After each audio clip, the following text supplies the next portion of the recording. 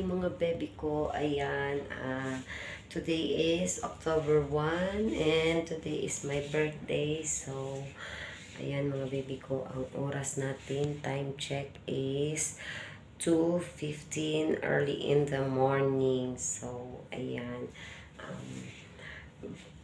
siguro nagtataka kayo kung bakit sa ganitong oras early in the morning is gising ako, syempre kasi today ay sa ating kaarawan. So ayan, so base sa inyong nakikita, ako is nagsisimula na mag-prepare ng aking lulutuin mga bebe ko kasi nga gusto ko pagdating mamaya ng aking mga bisita is nakaready na lahat. So ayan, ngayon ito nagpe-prepare ako ng manok na buo na lang ang binili ko para hindi magkulang yung para sa fried chicken natin syempre. Tapos gagawin ko na rin yung mga mango float natin at iba pang mga handa natin. So ayan mga baby ko, itutuloy ko na lang mamaya ang aking pagsasalita. Ako muna is gagalaw na, uumpisahan ko na. Ayan.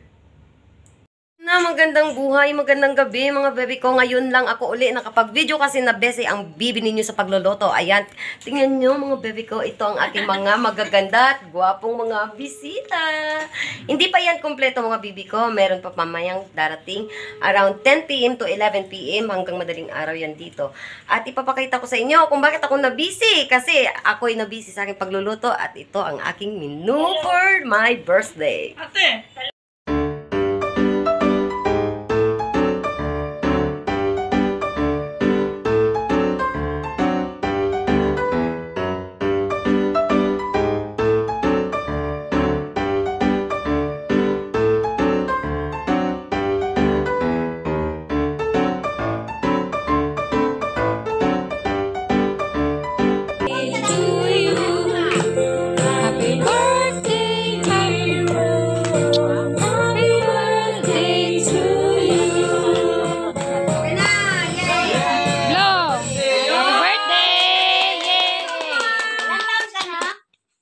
Bata pa po yan. 15 years old pa lang po yan eh. 15 years old ang lawas. Ang lawas. At syempre, pag my birthday, hindi mawawala ang party-party. Tingnan nyo mga baby ko, grabe sila kasaya sa pagsasayaw kasi mga lasing yarn. Nakakatawang tingnan mga baby ko, tingnan nyo, hindi ko rin maintindihan kung anong step ito. Sayaw ka dun, Bi! Sayaw ka dun, Bi! Si Lady!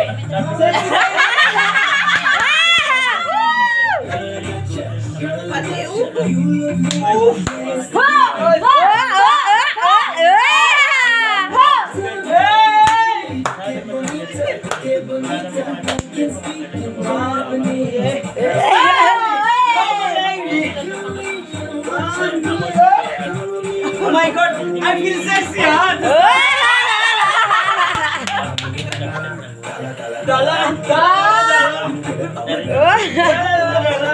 Labas daw in the rams. Ay, labas daw in the rams. Tomorrow. Hello, magandang buhay mga baby ko. Today is the next day after my birthday. Ayan, pasensya na kayo mga baby ko kung hindi ko natapos-tapos yung vlog ko kahapon kasi nga sabog ang aking bahay dahil sa aking birthday. Tingnan nyo naman, sabog. Yan, di ba?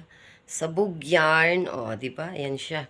Sabog, hindi lang dito mga baby ko, pati hindi lang dito sa sala mga bebe ko, pati rin dito sa aking banyo. Ubos lahat, sabog lahat. Ayan, pati yung kusina ko, sabog. Ayan, pati kusina ko mga bebe ko is sabog lahat yan. Di ba? Base sa inyong nakikita, sabog na sabog ang bahay ng inyong baby Rose. Ayan.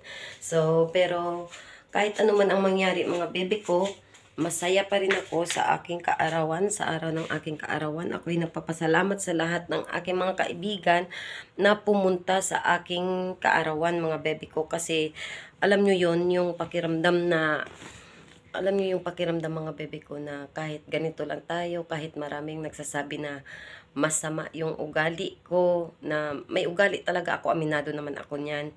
Pero, at least, kahit pa paano, alam nyo yun, yung, kung sino yung mga nagiging totoong mga kaibigan at hindi yung, hindi yung nakikipagplastikan lamang, andito pa rin sila sa akin, especially sa napaka-importanting araw ng aking kaarawan. Tsaka, grabe, na-touch ako. First time nangyari ito mga baby ko na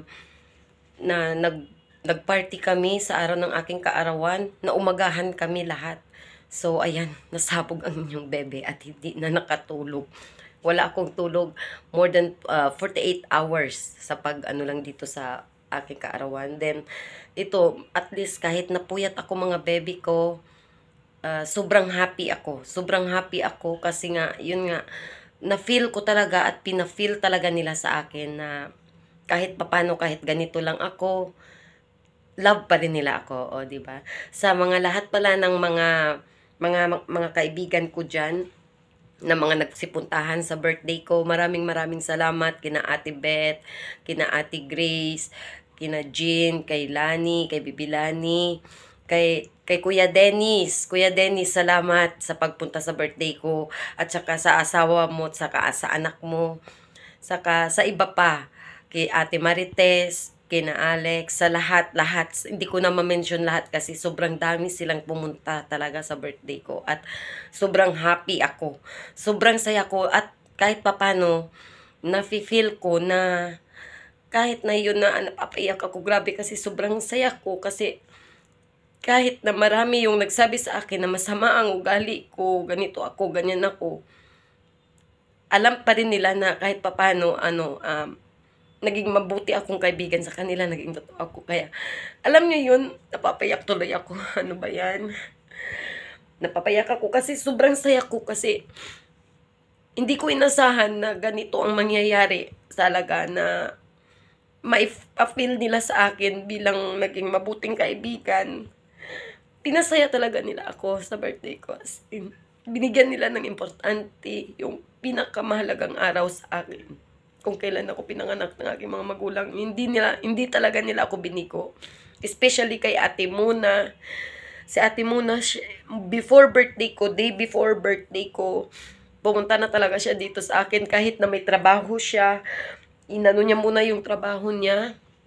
Alam niyo yun, yung kahit na busy siya sa trabaho niya, siyempre lahat ay nagtatrabaho, pero hindi niya pinuntahan yung trabaho niya. Tapos inuna niya talaga ako, o di ba? Parang pinaramdam niya na importante talaga ako sa kanya. So, kaya, pasensya na mga bebe ko, napaiyak ako kasi sobrang saya ko lang to. Hindi to Basta, yun na yun. Masaya lang talaga ako. So, ngayon, kahit nasabog ang bahay ko, masayang-masaya ako, happy ako talaga. Kasi, my wish is granted. Ang kulang na lang talaga sa akin is yung makasama ko yung mga anak ko. Pero alam ko siyempre, hindi naman imposibleng mangyari yun kasi nga nag-aaral pa mga anak ko, tsaka hindi sila makapunta dito, ganun kasi sobrang layo ko. So, ayan na, napayak na ang baby Rose ninyo. At saka sa iba namang kaibigan ko pa na hindi nakarating kasi naintindihan ko naman kasi nga mga malayo man. So, okay lang yun. Meron pa naman tayong ibang mga okasyon para magsama. At inuulit ko mga bebe ko, ako'y muling nagpapasalamat. Maraming salamat sa lahat ng kaibigan ko na nagpunta sa araw ng aking kaarawan. At ako'y inyong napasaya ng lubos at tunay. Maraming salamat. Thank you for watching. Don't forget to like, share, and subscribe.